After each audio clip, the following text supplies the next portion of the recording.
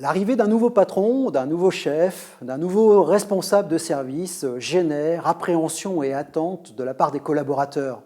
Vous le savez, vous allez être observé, vos propos, vos attitudes vont être analysées et interprétées. Alors autant bien préparer son arrivée de façon à permettre à chacun de trouver ses marques le plus rapidement et le plus confortablement possible. 4 cas de figure peuvent se présenter. Premier cas, c'est l'équipe qui fonctionnait bien avec votre prédécesseur. Ce qu'elle espère, c'est de maintenir le niveau d'information et le niveau relationnel. Elle espère en d'autres termes que vous soyez à la hauteur. Deuxième cas, c'est l'équipe qui entretenait de mauvaises relations avec votre prédécesseur.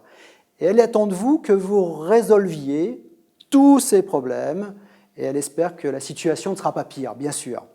On en vient au cas individuel. C'est le collaborateur qui avait une relation privilégiée avec votre prédécesseur. Lui, ce qu'il attend de vous, c'est surtout que vous ne touchiez pas à ses acquis.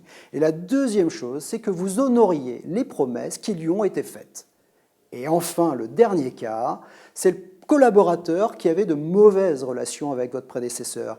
Et lui, il redoute juste une chose, c'est que vous ayez été briefé et que vous ne preniez pas le temps de vous intéresser à lui et de le découvrir. En d'autres termes, lui donner sa chance. Vous l'avez deviné, dès le premier jour, vous allez devoir faire une réunion avec la totalité de l'équipe, de façon à ouvrir le dialogue et faire connaissance. Il y a 3 passages obligés sur cette réunion. Le premier des passages obligés, c'est de vous présenter. Qui vous êtes, d'où vous venez, quelles sont vos passions, votre famille, vos enfants. Dites-en suffisamment pour permettre à chacun de venir vous voir en confort. La deuxième chose qu'il va falloir faire, c'est les rassurer et leur dire ce qui va se passer sur le mois à venir.